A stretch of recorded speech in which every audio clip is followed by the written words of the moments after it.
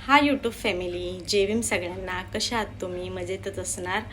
तर तुम्हा सगळ्यांचा एकच प्रश्न असता लाईव्हला आल्यावर की तू एवढ्या लवकर लग्न कसं केलं, 9वीत असतानाच तुला कसं प्रेम झालं आणि का तू लवकर लग्न केलं, असे सगळे बरेचसे तुमचे प्रश्न असतात. म्हटलं चला त्याच्यावर आपण व्हिडिओ बनवूया. तर मी 9वीत असतानाच का लग्न केलं किंवा मला एवढं लवकर प्रेम का झालं, असं काही नसतं की लवकर प्रेम होणं म्हणजे गरजेचंच आहे. घरची परिस्थिती खूप वाईट होती. वाईट म्हणजे वडील नव्हते आणि आई एकटीच काम करायची आणि आम्ही ज्यांच्याकडे राहायचो तिथे सगळे म्हणजे काम करायला सांगायचे आणि खूप खूप म्हणजे त्रास दिलेला आहे. मी नाव नाही सांगत त्यांचं, आता सगळे गेले ते दिवस, आता फक्त त्या आठवणी राहिलेल्या आहेत. आणि अशा याच्यामध्ये आपल्याला कुणी प्रेमाने बोलणं, थोडंफार आपली काळजी घेणं, तर असंच माझ्यासोबत झालेलं आहे. असंच मला हे भेटले आणि जास्त काळजी घ्यायची सुरुवात केली आणि बरंच काही असं खूप छान आमच्या लाईफमध्ये झालं. आणि मग ते म्हटले डायरेक्ट की आपण लग्नच करूया, असं बोलण्यापेक्षा तुझ्या घरच्यांना मग हे तेच बोलले, इकडं तिकडं आपण हिंडायचं नाही आता आणि घरी सांगूया. मग म्हटलं ठीक आहे चालेल, घरी सांगूया. मम्मीला सांगितलं, मम्मीने मामाला सांगितलं, यांनी यांच्या आईला सांगितलं. मग घरच्यांनी लग्न लावून दिलं.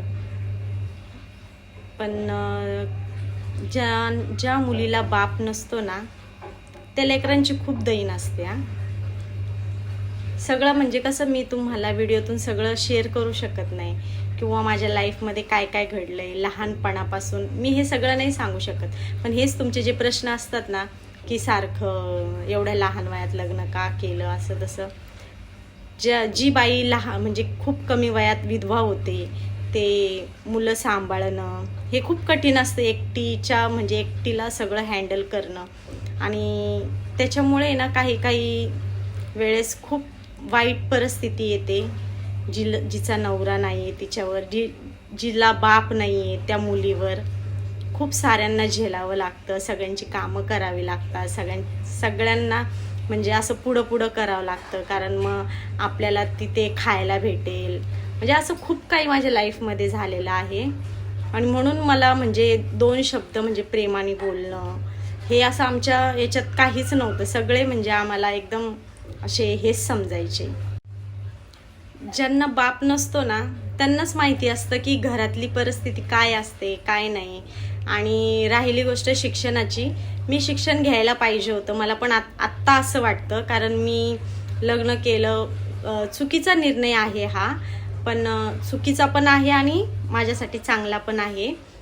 चांगला असा आहे की भले घरचे चांगले नसू देत, पण मी लग्न करून आले.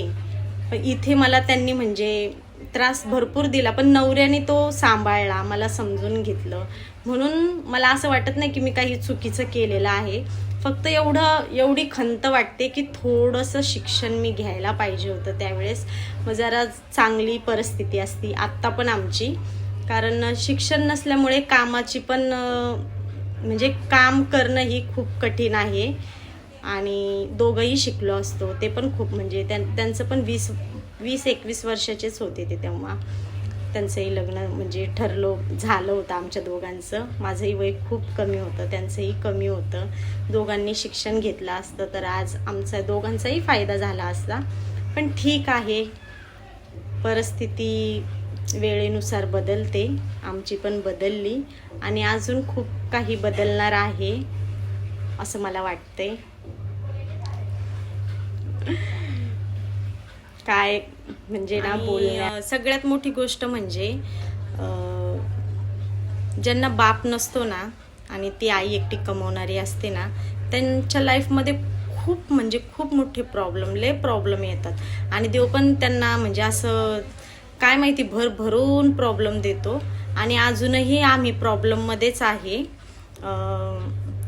जरी मला वडील नसले तरी माझी आई अजूनही खूप कष्ट करते, खूप कष्ट करते. आणि माझा एकच भाऊ आहे.